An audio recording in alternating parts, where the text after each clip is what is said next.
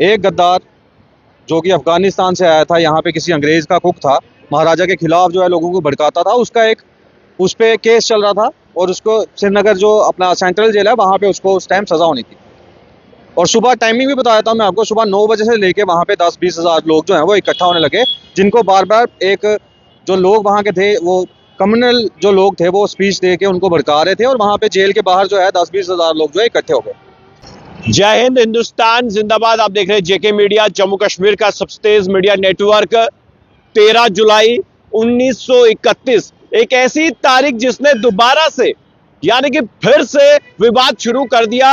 एक विचारधारा कह रही है कि वो शहीद थे और दूसरी विचारधारा कह रही थी कि वो गद्दार थे। और इस बीच जो है असेंबली में भी हंगामा हुआ। मेरे साथ राजपूत फेडरेशन के प्रेसिडेंट विक्रमजीत सिंह मनास है। आज इन्हीं से जानेंगे क्योंकि बहुत सारी किताबों में इन्होंने पढ़ा है, बहुत सारी किताबें इन्होंने रीड की है और जो खासकर राजपूतों का इतिहास है बेहतर ये जानते हैं।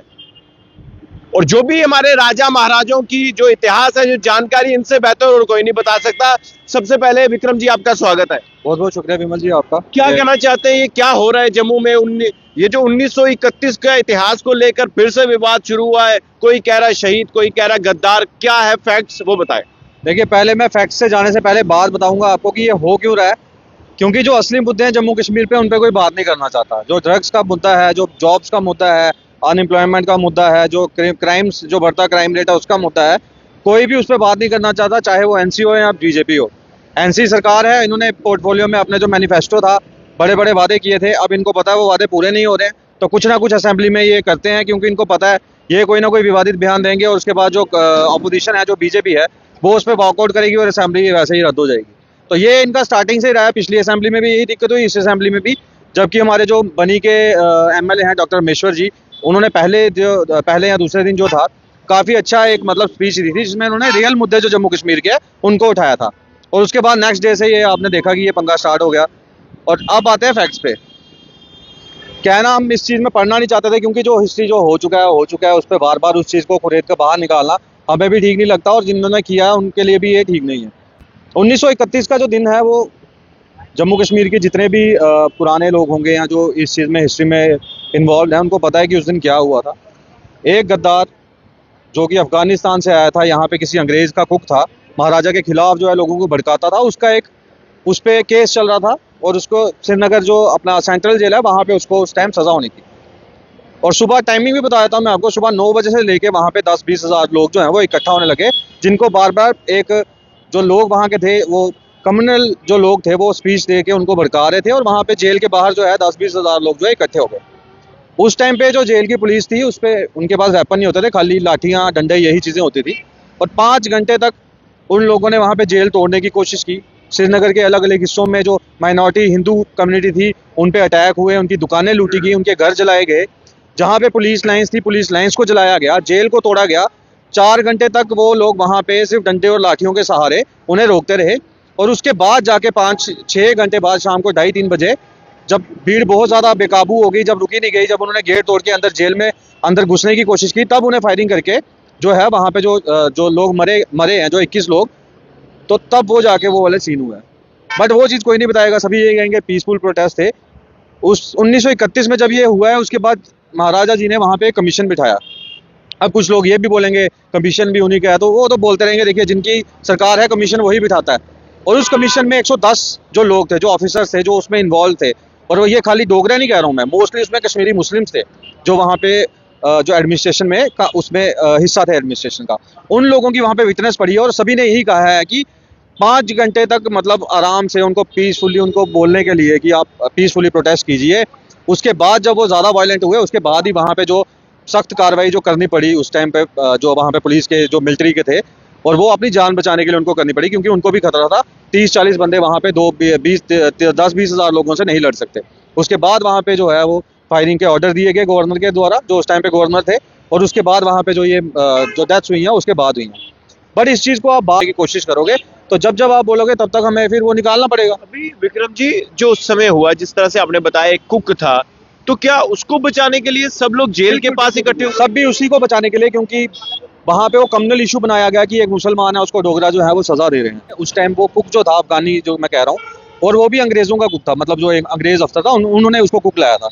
उसने महाराजा के खिलाफ लोगों को भड़काना स्टार्ट किया, सेडेशन का उस पर केस लगा, उसके बाद उस पर जो था जो भी मुकदमा वो चल रहा था, और उसी की सजा जो थी उसको उस दिन मिलनी थी।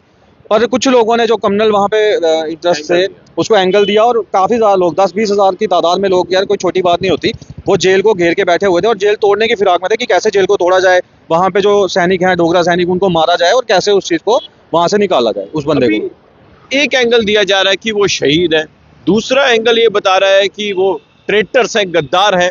आप किस तरह से देखते आप देखिए, जो चीज़ जो बंदे वहाँ पे जाके वहाँ पे आगजनी कर रहे हैं, हिंदुओं की दुकानें लूट रहे हैं, माइनॉरिटीज़ की वहाँ पे लूटपाट कर रहे हैं, उनको आप कैसे शहीद कैसे बोल सकते हो? वो तो दंगाई हुए ना। उनको शहीद बोलना मतलब आप खुद प्रोवोकेट कर रहे हो कि डोगरा जम्मू का जो है वो भी इसमें बाहर है और हम भी सड़कों पे आके वो चीज़ करें। हम करना नहीं चाहते, पर जब आप हिस्ट्री को इस हिसाब से अपने हिसाब से मोड़ने की कोशिश करेंगे, आप वहाँ पे जाके डोगरों के या महाराजा के खिलाफ कुछ गलत बोलेंगे, तो हमें भी जो है अपना वहाँ पे जो है स्टैंड लेना पड़ेगा। ये सब एक ही विधायक जो पीडीपी के, उनके द्वारा ये बोला गया और उसके बाद तमाम हंगामा हुआ। क्या लग रहा है कि पीडीपी एनसी वर्सेस बीजेपी? मैंने जैसे पहले भी कहा ना आपको, पीडीपी एनसी बीजेपी कोई भी हो, उनको जम्मू के मुद्दों से, जम्मू कश्मीर के असली मुद्दों से कुछ लेना देना नहीं है। बस उनको यही होता है कि हम असेंबली में किस तरह से हंगामा करें, किस तरह से हम मीडिया में आएँ, कैसे हम हंगामा करके एक दूसरे को प्रोवोकेट करें। और उनको भी पता है कि जब वो कुछ ना कुछ ऐसा बयान देंगे तो उसके बाद जो अपोजिशन है उस पर वो वॉकआउट करेगी ही करेगी। तो असेंबली नहीं चलेगी तो लोगों के जो मसला जो हैं, इशूज़ हैं, असली इशूज़ हैं, उसको कैसे आप पूरा करोगे? अभी जिस तरह से बात की जाए, पहले भी ये चर्चाओं का विषय रहा है 13 जुलाई 1931, अभी भी रहा है कि लोग समझ क्यों नहीं पा रहे हैं। देखिए, हमेशा ही रहेगा। मैंने जैसे आपको कहा ना, जब तक वो सरकार नहीं आती जो लोगों के भले की बात करेगी या जो लोगों के असल इश्यूज हैं उन पे बात करेगी, तब तक ये कुछ ना कुछ ये बहाना है। 13 जुलाई 1931 कुछ नहीं है, सिर्फ एक बहाना है। बहाना क्या है कि किसी तरीके से जो है असेंबली को रद्द करना है, असेंबली में काम नहीं होने देने। जैसा कि मैंने पहले भी बताया कि जो बनी के हमारे एमएलए हैं ठाकुर साहब, उन्होंने काफ़ी अच्छा एक जो था स्पीच दी थी। तो वो चीज़ें हमें हर दिन जो है देखने, हर एक एमएलए अपने जो एरिया उसका इशू उठा के बात करें ना।